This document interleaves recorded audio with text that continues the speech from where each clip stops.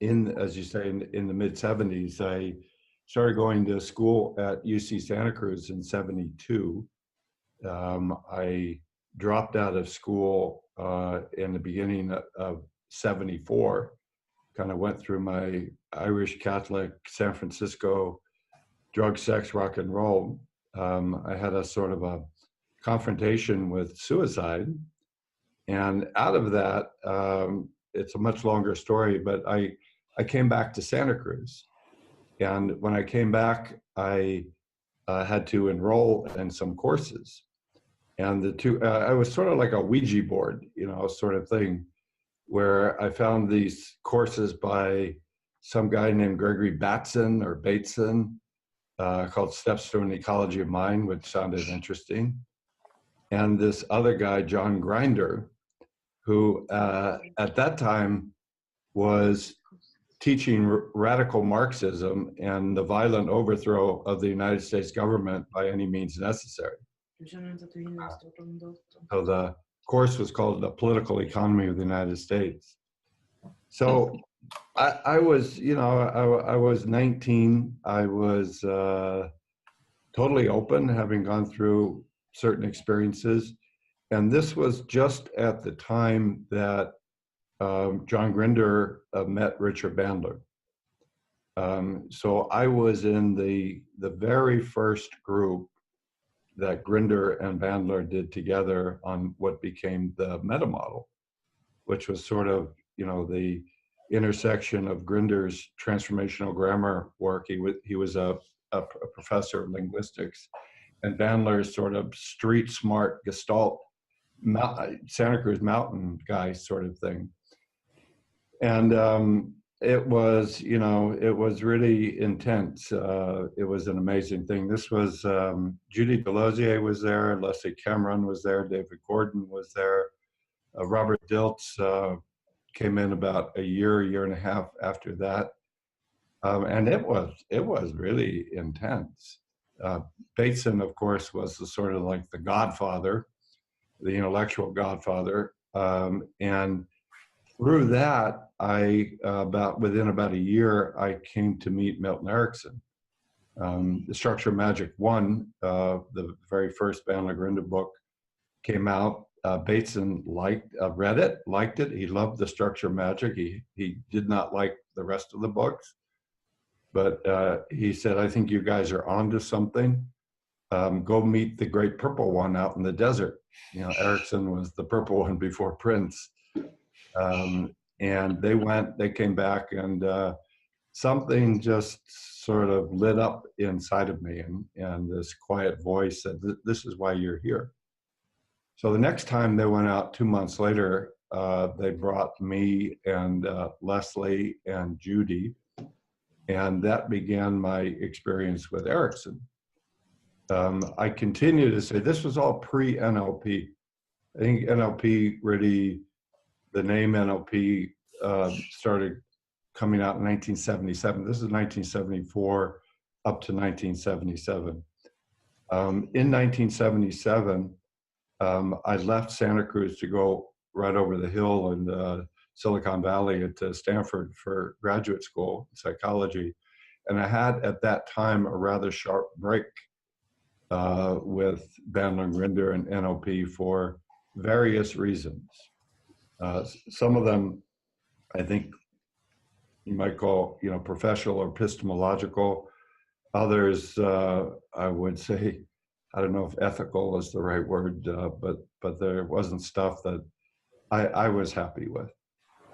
So from that time, 77 on, I have not been formally associated with NLP, although, I have a lot of dear friends and sponsors who are NLP luminaries.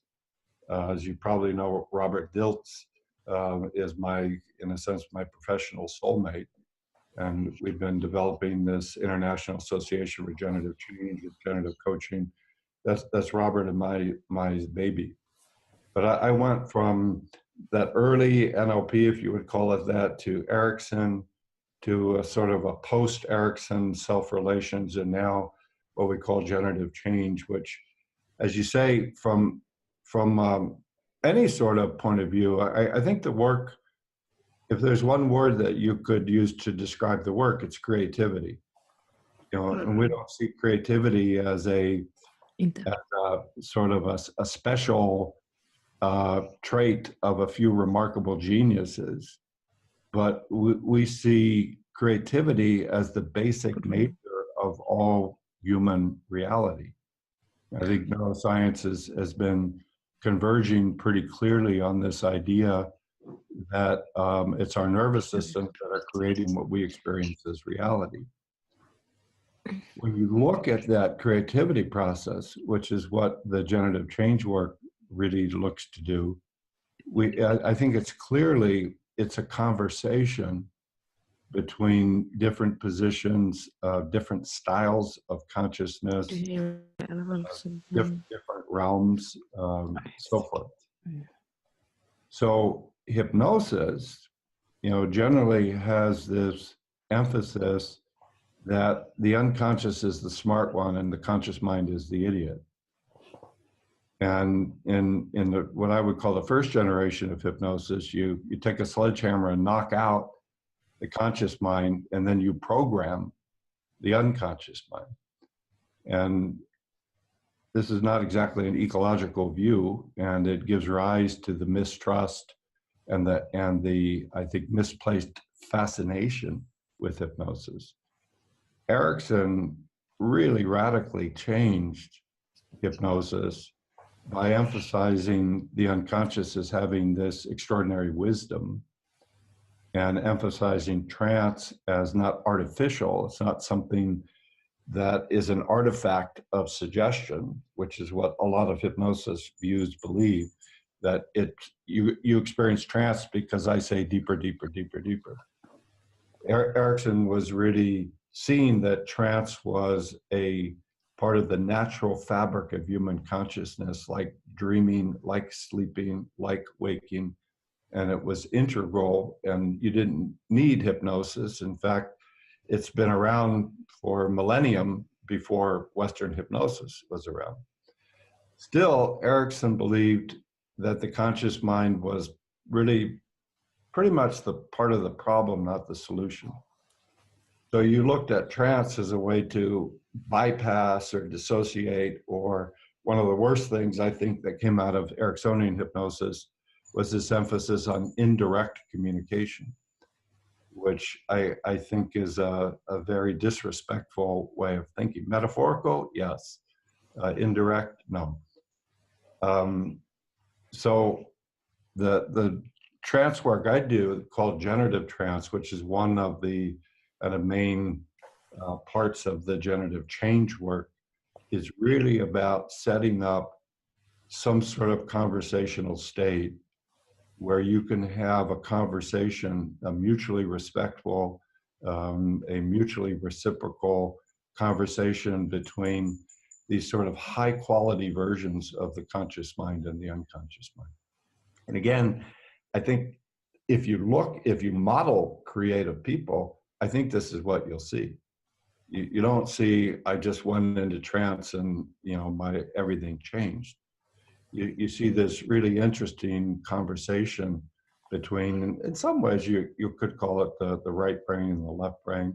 That would be, I think, maybe simple, maybe perhaps oversimplified, but nonetheless, we're looking at conversations that create sustainable change.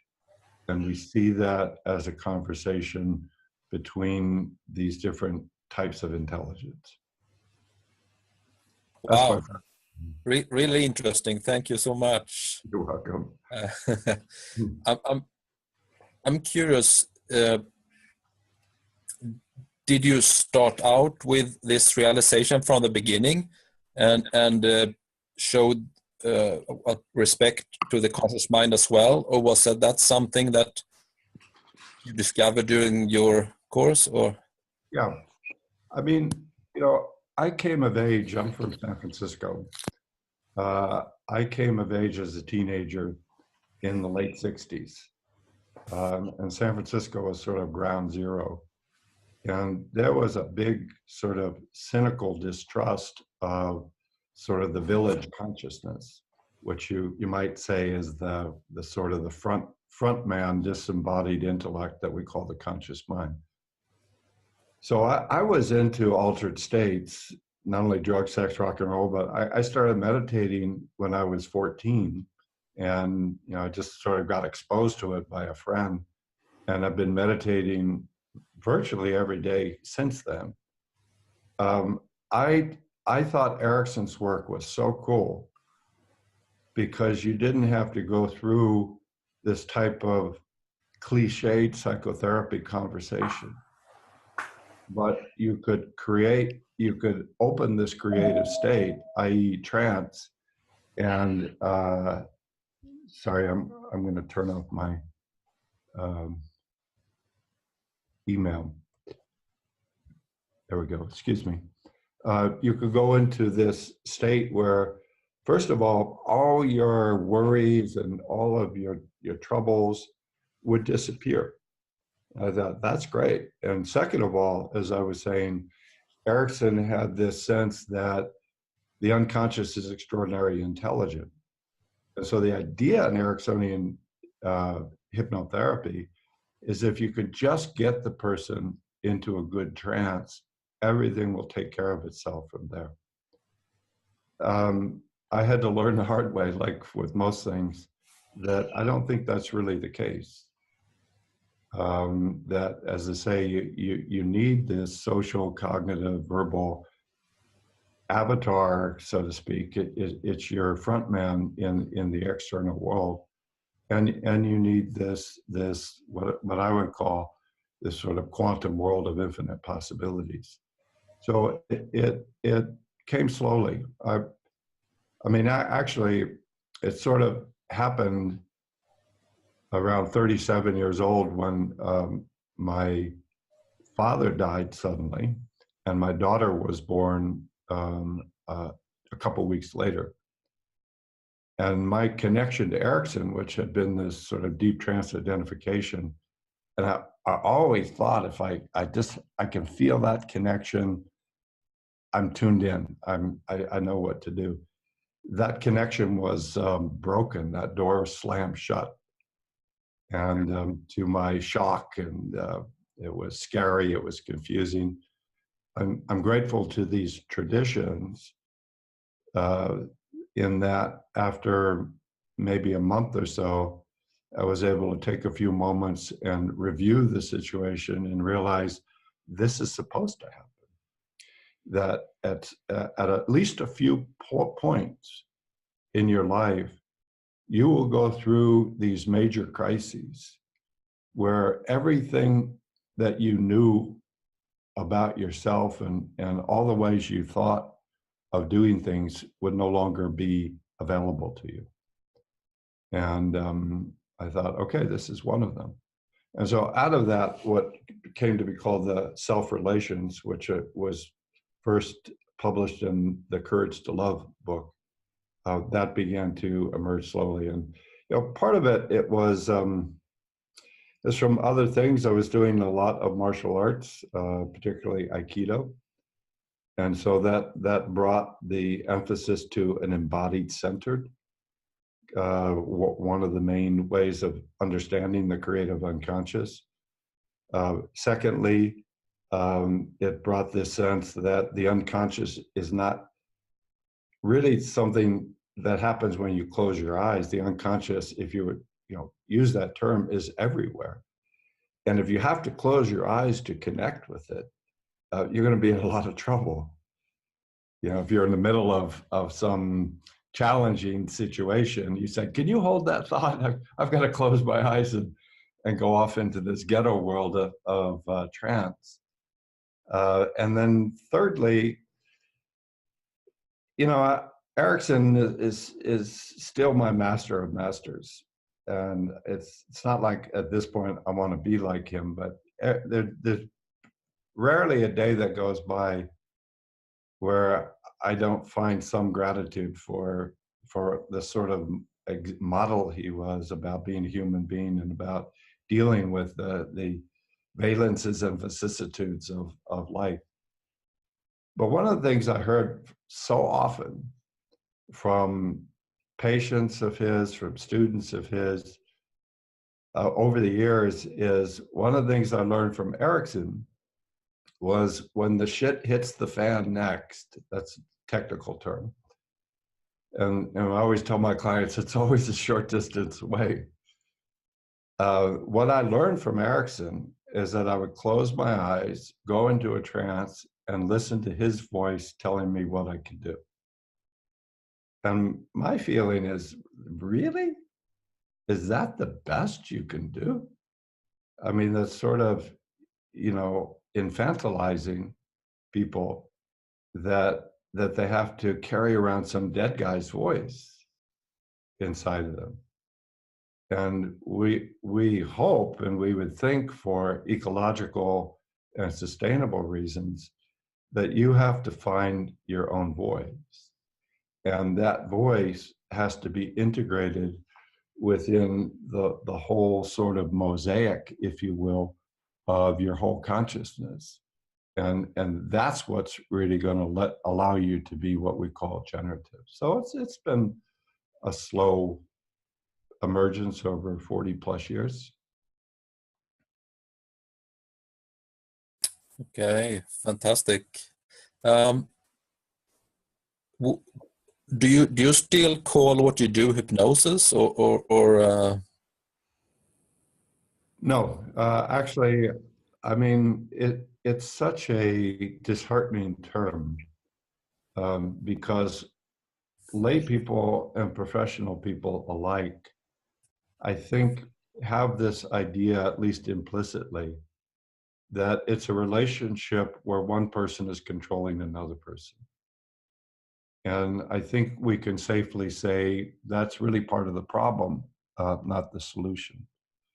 So in the most recent book, Generative Trance, I sort of formally abdicated that term hypnosis and really trying to claim trance as, again, something you see in every culture throughout time that's got many different forms, many different traditions. And that's what we need to connect with. And I think a good chunk of the Western hypnosis models really don't support people in finding the best of who they are.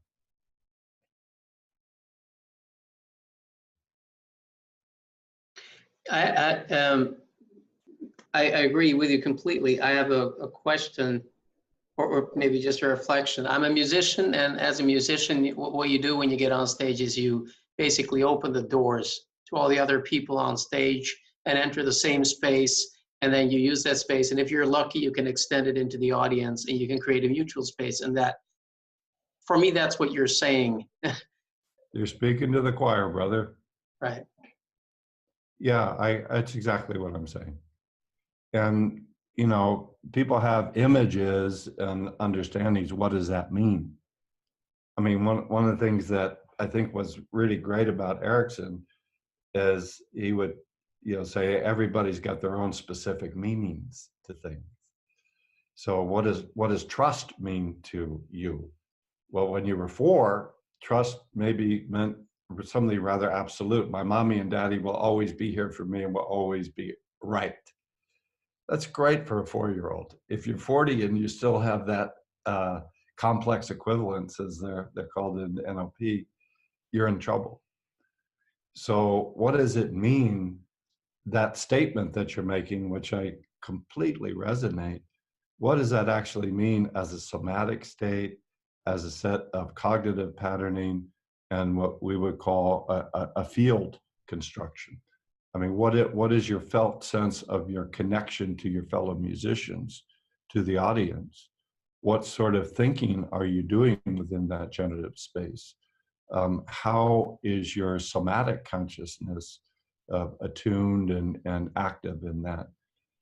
And those, by the way, are what we call the 3 minds of generative change. I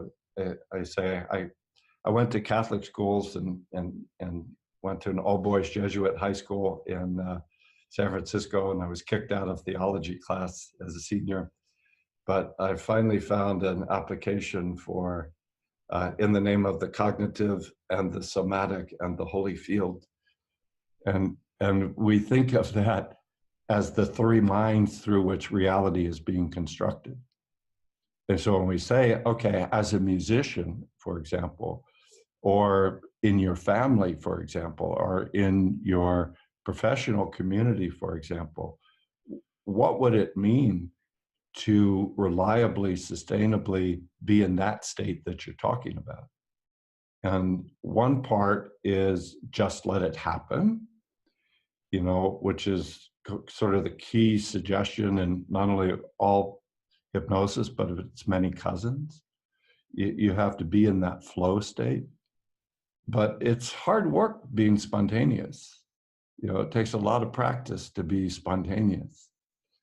And so the disciplines and the practices are so integral. And again, that's where the conscious mind really has to come in. So again, you hear me talking about what is it to be at that intersection where those two worlds, the conscious, linear, analytical, detail-oriented, strategy, structure-based consciousness is really learned and practiced and really attentive to the ever-changing feedback that it's getting. And then how do you open to that X factor? That's where, the miracles happen, or that's where stuff you never thought of before are going to come in. So that's part of what we mean by the generative state. I have another question in that case. So you have the cognitive, the somatic, and the, let's call it Field. the field. From a musician's point of view, the field is not limited to the people involved in the room and space. When good music happens, it's like you're connected with something bigger. That's right. Whatever that is, speaking through it. And that would be the state that in other cases might be called gnosis, I guess. Yeah, that's a good word for it. Now you're getting into Teilhard de Chardin, speaking of Jesuit priests. It may be too complicated an idea to express just in this brief interview, but each of those minds, we say, has two levels. There's a sort of a little circle and a big circle. The little circle is what the content is at any given moment. The big circle is, what the Buddhists call original mind, which is empty but luminescent. So in the field of fields, or that mind of mind, you have this open space of presence, and you have this open space of consciousness. And then how you're representing a field, for example, is fluid.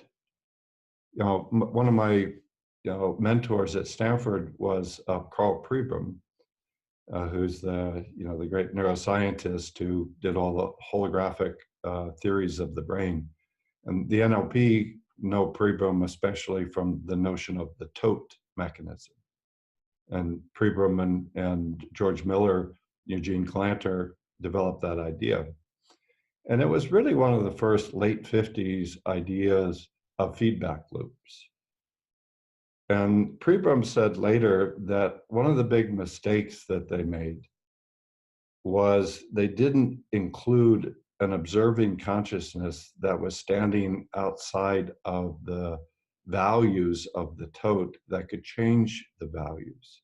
So, a clear example of a tote would be a thermostat, and you set the value at, say, 22 degrees. And then the thermostat is, sampling information from the environment, and it's checking it according to its image about where it wants to be. And if it's off, if it's basically there, then it does nothing. If it's off, it moves into action to change the temperature. That's a homeostat.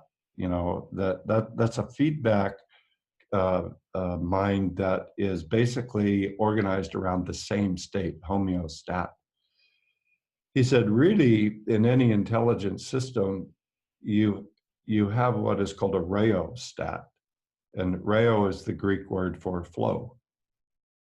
So the way that you're representing some state, and it could be the field, it could be your idea of the future, it could be your belief about something, it could be what your goal looks like. In the rheostat, it's in flow. It's not changing every moment, but you pick a value. You say, okay, this is an idea. This is a way I'm thinking about what I'd like to do. And of course, in any creative activity, they say in sports, the game plan works until the game begins. So you have to be adjusting your representational maps on an ongoing basis. So what constitutes the field could be my physical environment. It could be, in your case, what you're talking about, the musicians I'm playing with. It could be the audience. It could be the ancestors of all music from time immemorial. So those sort of attunements there's an infinite number of possible fields. There's an infinite number of possible cognitive states. There's an infinite number of possible somatic maps. And so, Erickson used to actually, Bateson and Erickson, I think this is one of the places where they most deeply agreed, but Erickson said people come to see you because they're rigid, that they have a fixed map. And your job is to help them to get unrigid. And by the way, that to me is one of the things that trance really does. It unbinds your maps. So you've got this sense of this is the way it should be, or this is the way that it looks, and it's not working for me. I got to take a step back, let go of the map, and in English, American English, we would say back to the drawing board. I got to go back into the source and let a new representational map emerge that hopefully will allow me to perform better. So yeah, so we don't want to be fundamentalists. We'd say fundamentalism is the most basic root of all violence. The sense that the field means this, or the unconscious mind means this, or the conscious mind means this. We have traditions, and hopefully we have a lot of traditions. And so as a musician, you're drawing upon lots of different traditions.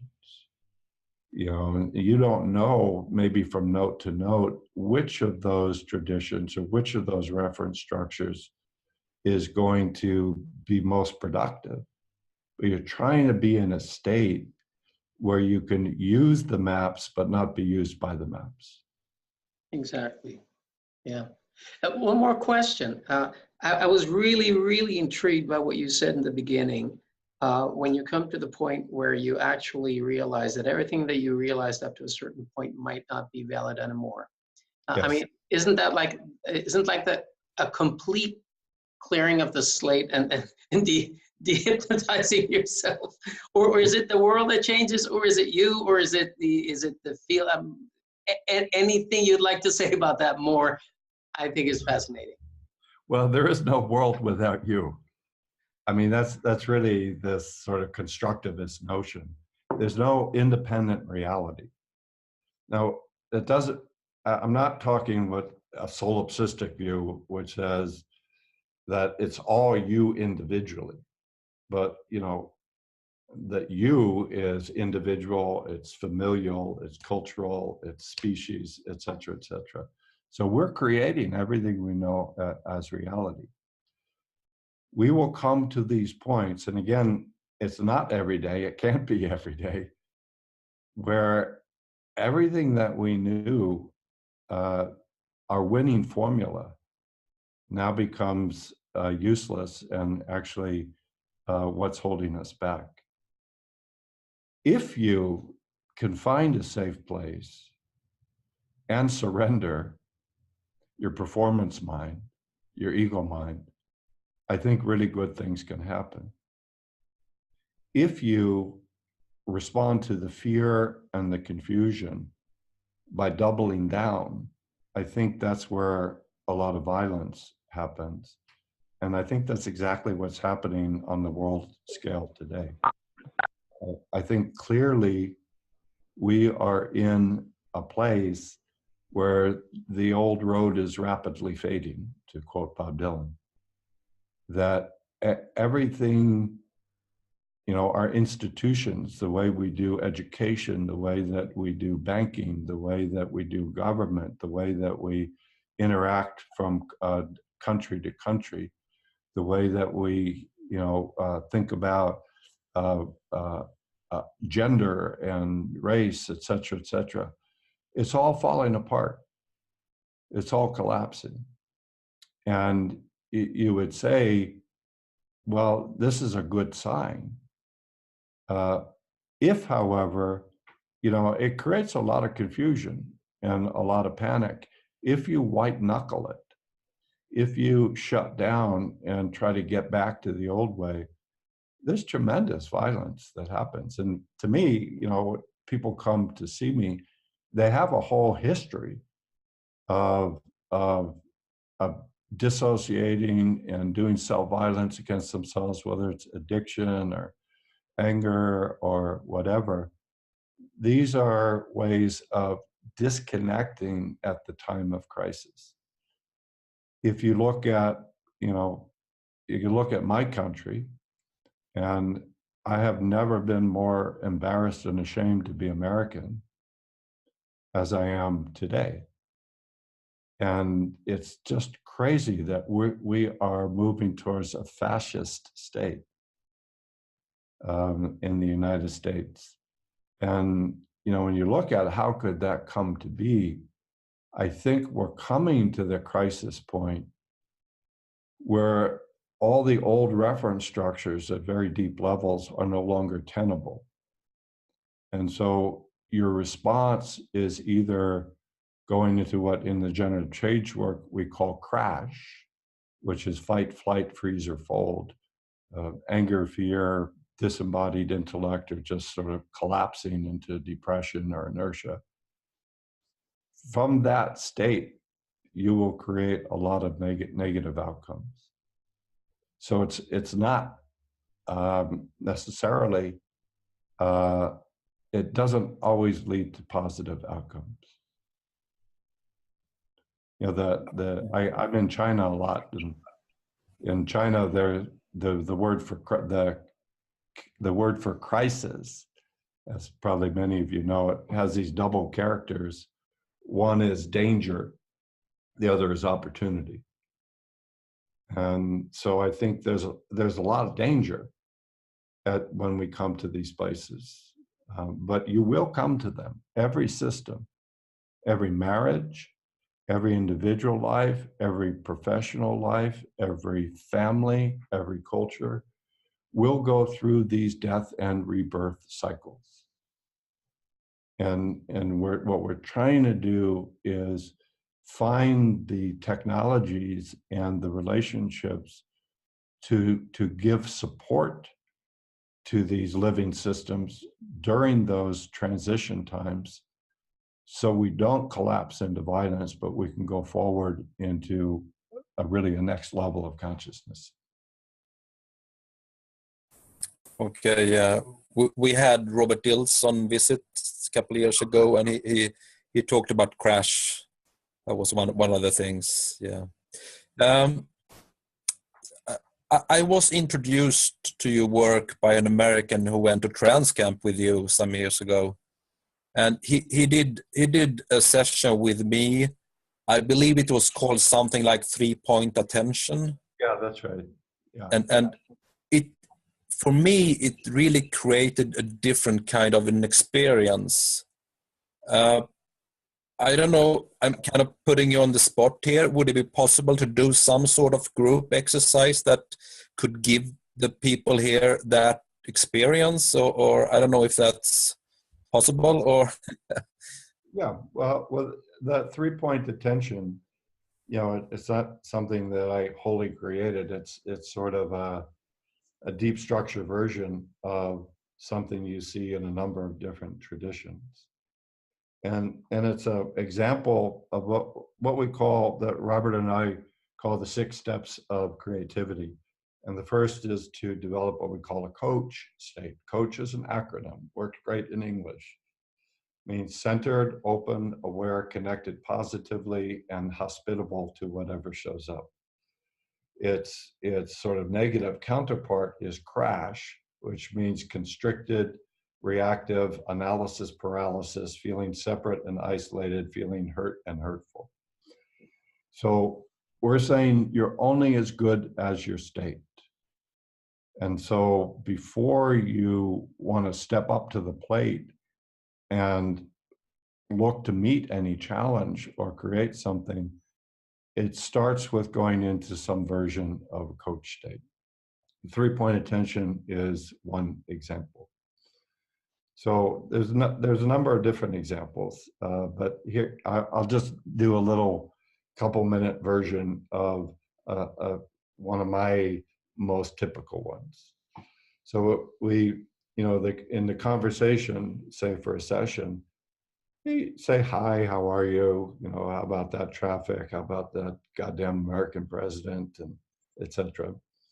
And then maybe you talk a little bit informally about what would you like to set as an intention or goal for the work here today.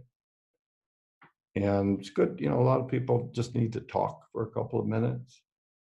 And then the segue, and this is how you would introduce trance, or this is how you would introduce the sort of the more generic versions in generative change of what we call the coach state.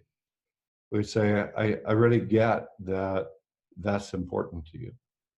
I really get that you really want to create something around this particular area. For example, just working with somebody that you want a renewed intimacy in your marriage. I really want to support you in that.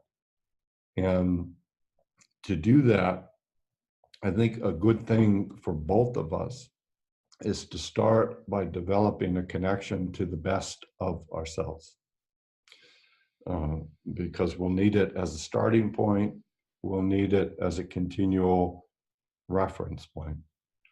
There's a lot of ways to do that. Here comes the technique. One of the ways is to just look into this question when you need to really come back to yourself. So you've been working 40 days and 40 nights and you think, oh, hey, I need a break. What is it that you find that really works for you? And, some usual suspects would be, I go for a walk, I go into nature, I play music, I read, I sit down and do some breathing exercises, I play with my pets, the usual suspects. I say, that's great. I'd like you to just let yourself pick one of those times. So to get into a coach state, just take a few moments and settle in and settle down and let yourself sort of hold the question, what would be an example of a time where I really, really felt this great positive connection to myself and to the world as a whole? So, Ulf was saying earlier, when I play music and I get lucky, I open this state. So the invitation would be for each of you, just for a couple of minutes, to let yourself find your own reference structure when I need to reconnect with myself, when I need to come back home. One of the things that really is one of my go-to methods is X. What's X for you? So for me, for example, reading always does it. So when I read, I usually am feeling for the writer's voice inside of me. And when I feel it, it touches something quiets down, opens up, and I'm in. So take a few moments and just let yourself sense when I need to really connect positively to myself and the world, one thing that really helps is then pick a particular time where you experience that. So we always want to go from the general to the specific sensory details. So pick a particular time. So I was, walking in the forest last week. That's great. Now, what I'm going to ask you to do is we're just going to take a few minutes and slow things down. So you can do this with your eyes open. You can do it with your eyes closed. Slow things down. And just take a few breaths. As you breathe, you relax your shoulders, you relax your forehead, relax your chest. And now just let yourself tune into the sensory details of that specific experience. So I got out of my car and went walking, went to the beginning of the forest. Great. So the first sensory detail could be a visual image, could be a sound, could be a smell or a taste, could be a body feeling. Just note that and breathe it up and down through your body. This is what we call moving it on the vertical axis. So just breathe that simple sensory detail up and down. Slow it down and just notice and watch and be curious. As you breathe that sensory detail up and down, what sort of experiential, pleasurable elements begin to awaken inside of you? You can then repeat that, identify a sensory detail, breathe it up and down through the vertical axes, slow it down, notice what it begins to awaken in you. So we could, take apart any experience. It's almost an infinite number of potential sensory details inside of it. And we focus on the sensory detail. We move it up and down vertically through a relaxed body. We bring in silence between the notes. We observe what our experiential mind gives us in return. We feel a sense of, that's interesting, that's right, thank you. And then we repeat that. So that would be a cycle of moving through these sort of feedback loops of sensory details of a positive experience that I think is a really good way for most people to find what we call this coach state. And what's really good, I think, is it taps into a person's own resources and a person's own preferences. And we know that, one of the beautiful things that Erickson gave us was that everybody's got a unique identity matrix. We could say everybody's got a psychological immune system. And so if you want sustainable change, you have to use images and beliefs and values that are inside of that existing matrix, because you have to change it from the inside out. So by developing these coach states, or you might call them a generative trance state, by going through a person's own experiential reference structures, I think it also helps a lot in terms of the sustainability of any change that you're hoping for.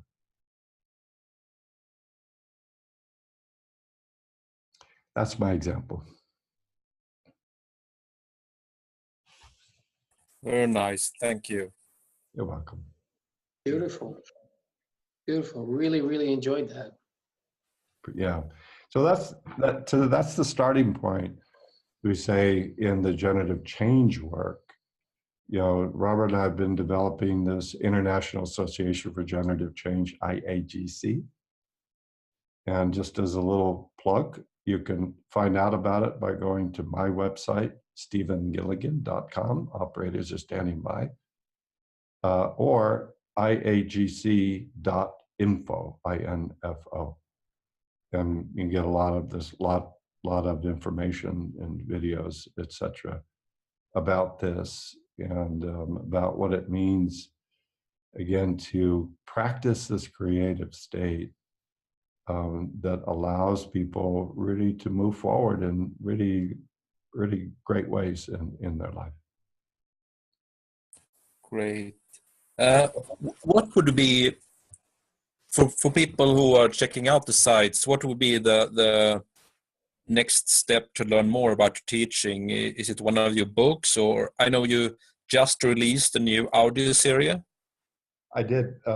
It's actually on both sites, but you really see it on the stephengilligan.com. I just came out 2 months ago with a generative change audio series that I think has 38 different audios, each about 15 minutes, that are organized around these 4 sections of the 6-step model for generative change, how to develop a coach state. We just did one of those. There's you need to have a toolbox, and there's 10 different ways to do what I just gave one example for.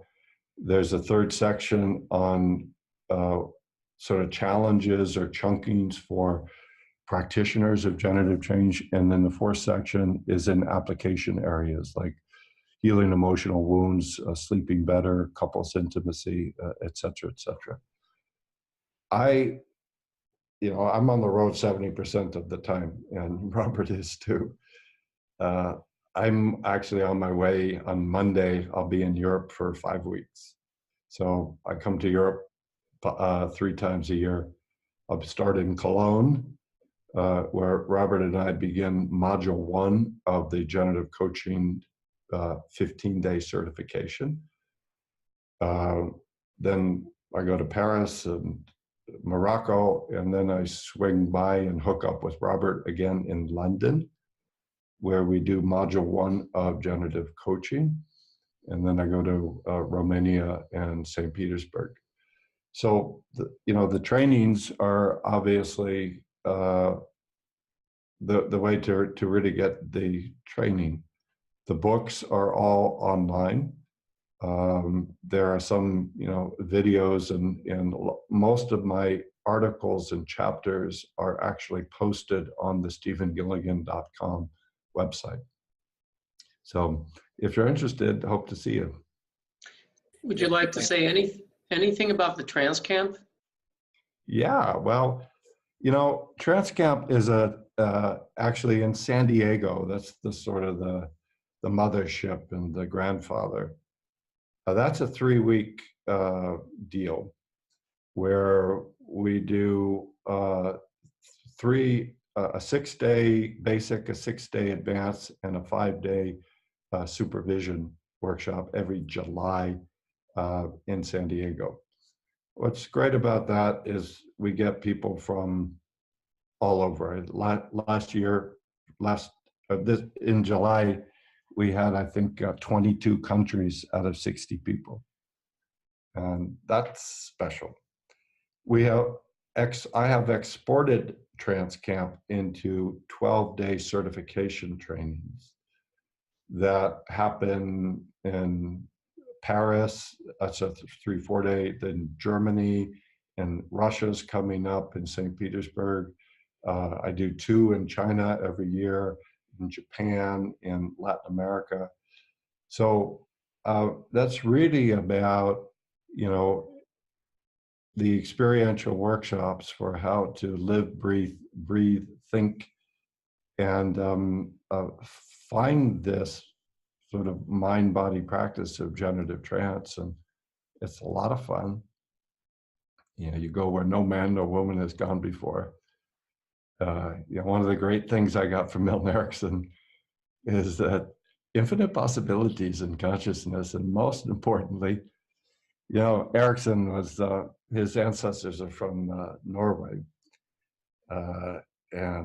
he really lived, his strongest value was life is to be enjoyed every day.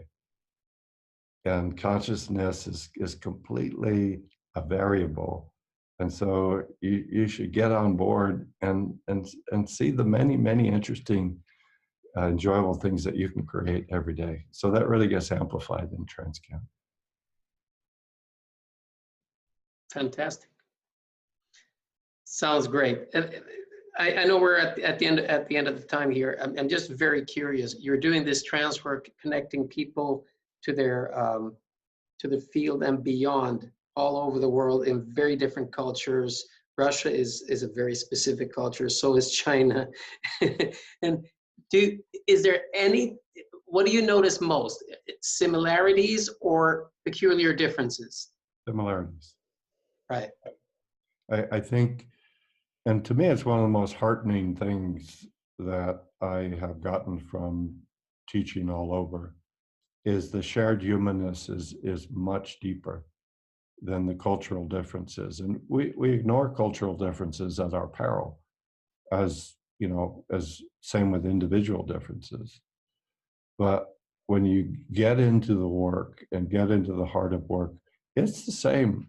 I feel it's the same everywhere. You know, there's just this beautiful, I mean, I think you could say the same about music. And, you know, I love music. And sometimes these days when I'm home for a couple of weeks, I take an evening and I just go surfing on YouTube and find all these music videos. And I've got it hooked up to a great stereo. And I was just listening the other day. We went from Yo-Yo Ma playing with these bluegrass people to Adele, to this, what's her name, Erica Badu? Yeah. To these, Rimshot. yeah. And it's like, oh yeah, it's really different, but they're all playing music. And I couldn't help but think, as I think, a lot, I imagine most of us think with a lot of heartache about some of the stuff a lot of the stuff that's happening in the world. It's a really dark time in a lot of ways, and it doesn't look like it's going to change immediately. So I'm thinking, God, if people could just be playing music Yeah. at the beginning of any sort of meeting, or sometimes, and even I have clients do this when they're in a problem state, is we have to do the whole conversation as a musical. I want to say my baby is hurting me. And, and you see we're laughing, of course, but that's where things like the blues came as, this great healing legacy in the African-American culture. Oh, yeah. You see the stuff they were dealt with and still are dealt with. And it's hard for me to imagine, how they survived, all the stuff of being African-American.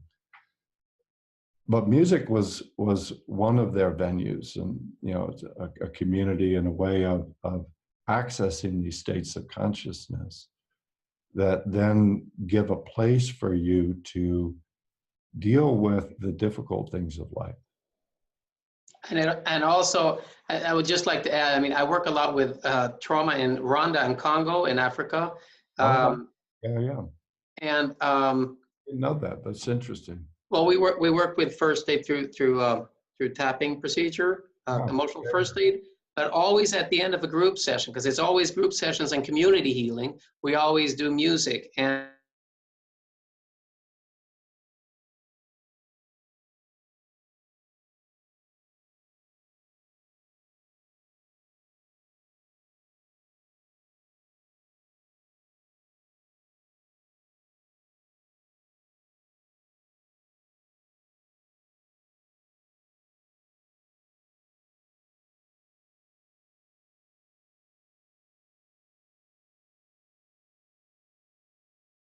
who's a neighbor of mine here in Sydney.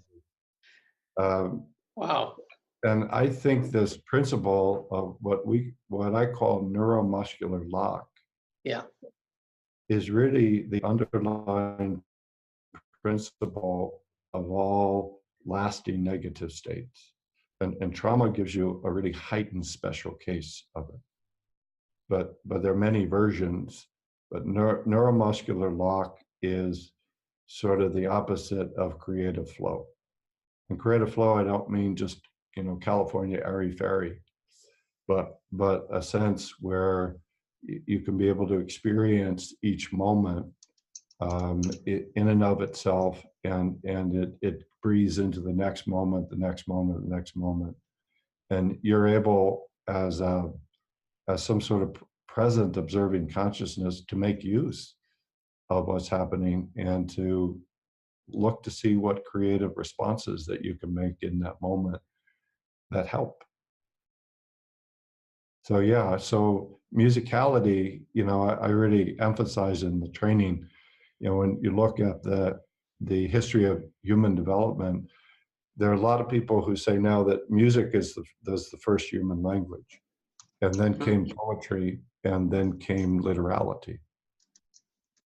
And if you want to access a generative state, which gives people a way to release from this negative lock into a single reality and open to this flow of the quantum field, musicality, and I don't mean that you have to have musicians playing instruments on the stage. One of the basic exercises we do in trance camp on the second day is what we call get your boom booms out. And one person has their hand on a person's shoulder and is just doing the boom boom, boom boom. And then second coach is doing nonsense trance,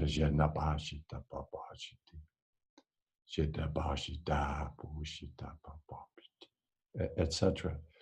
And I think that's what opens the creative unconscious. You still got a lot of work to do, but it opens the playing field where a lot of possibilities are available to you. Yeah, it opens the playfulness, right? Playfulness, well, I'd say, we always say there's three general universal archetypal qualities that you need: playfulness, tenderness, and fierceness. You got to have all of them. So you have to have these positive versions. A fierceness, a good bullshit detector, keeping your focus on something, calling people to be serious. You need tenderness to be able to put people at ease, to bring calmness, to bring gentleness and kindness. And you definitely need playfulness when the going gets tough. If you lose your sense of humor, it's all over.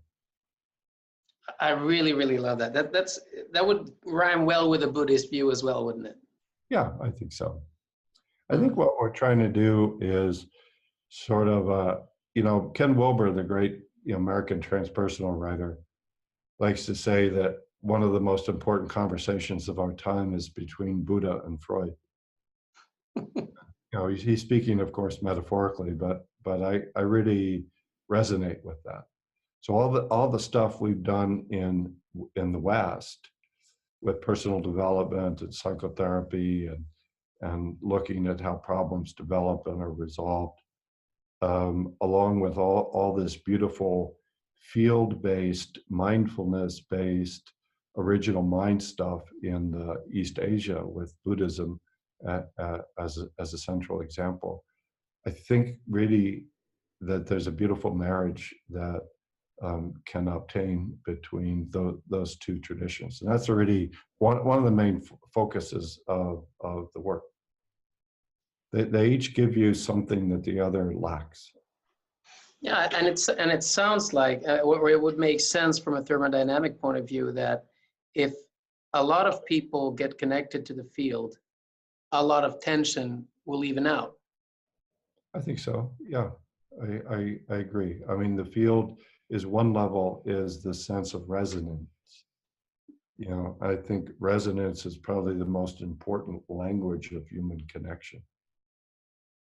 And so when you've got all these nervous systems in resonance, good things happen. You're working from a different reality base, and you lose it all the time.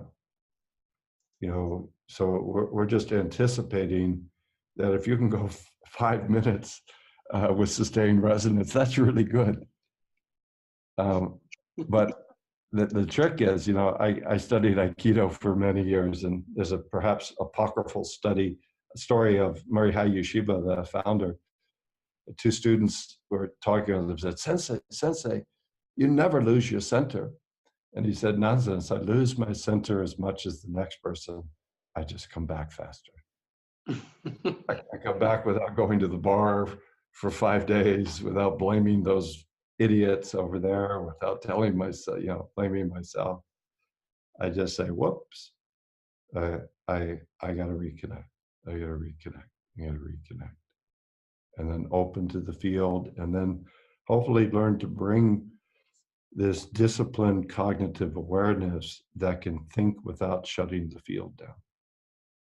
You know, to me, that's one of the things that trance really shows you how to do.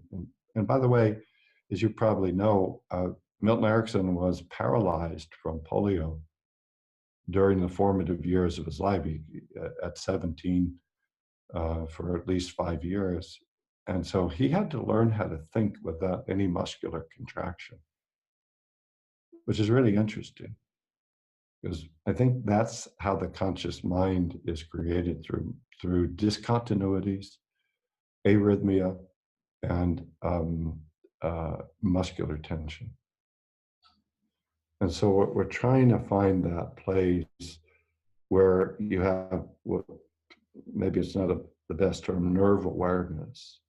So something's flowing through your nerves and informing your muscles, but you're not locking it inside of your muscles. That's what we mean by neuromuscular lock. And as soon as you lock it, the quantum field is closed off to you, and you're basically going to rearrange the chairs on the Titanic. You're just going to repeat versions of the past. And that would tie in well with what Peter Levine is saying as well, wouldn't it? Yeah, and what Peter's doing, what's really good, that is a really important version of generative trance, is really respecting and starting a conversation with what he would call the organism, what we might call the unconscious or the somatic, in terms of you're not trying to just do self-improvement, you know, where you're programming your unconscious to do better and sit up straight and, you know, concentrate better, and but you're actually asking it to teach you. And that's what Peter, I think, has brought into the trauma work, that I think is really great. I think that's really an integral part of the next step in of all these different traditions that I think are cousins to each other. But also what you said about the muscles actually locking down on it, stopping the communication with the field, because that is what Peter says about blockings in the energy system. So that would put the energy system as part of the communication system to the field. Exactly. Thank you. That resonates really, really nicely with a lot of stuff. Thanks a lot. So it's not a regression back to the unconscious. It's a progression to trying to find this harmony between the two systems.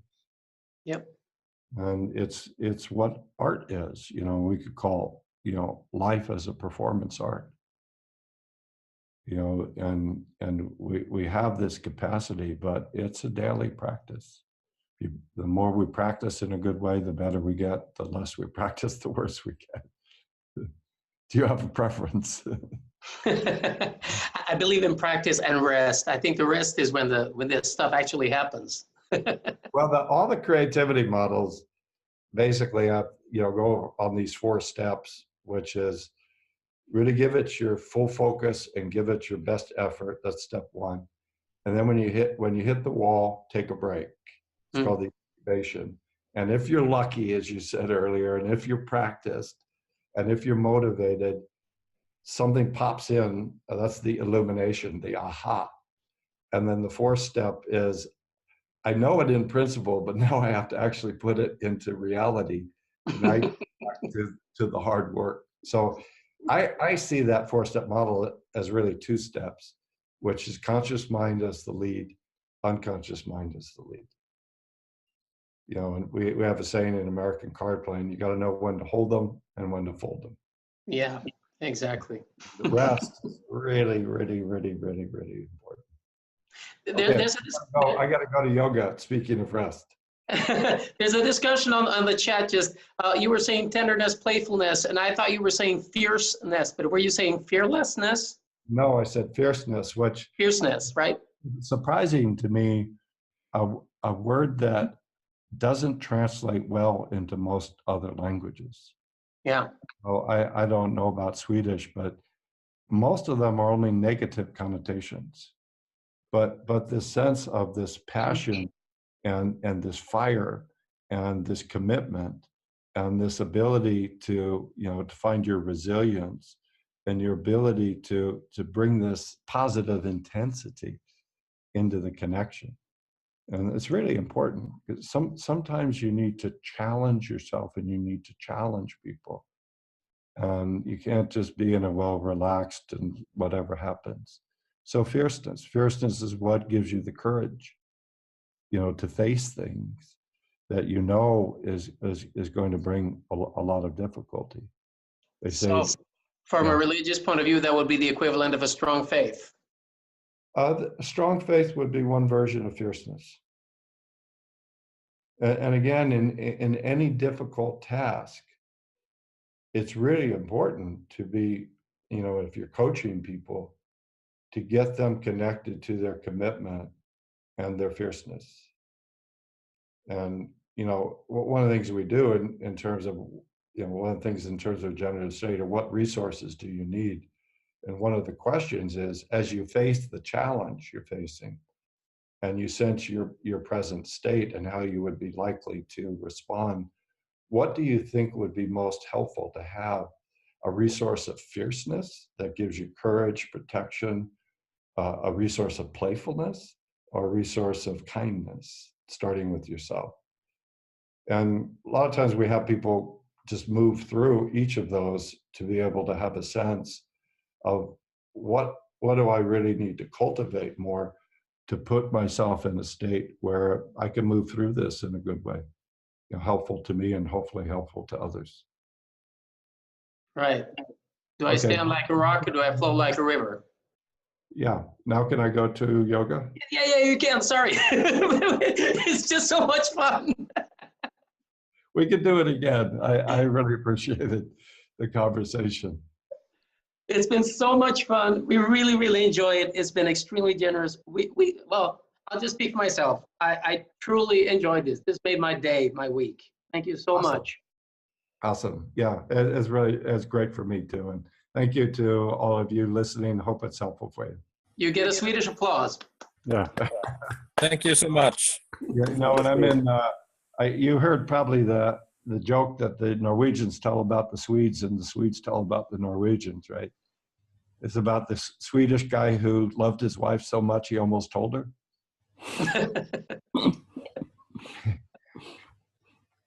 That's said with great love for the Swedish. So you've been teaching in Norway, huh? I haven't for about 10 years, but I've been in Sweden, I've been in Norway. Yeah. Oh, we look forward to meet one day. Thank you so much. Okay, guys. Take care. Thank you. Take care. Bye-bye.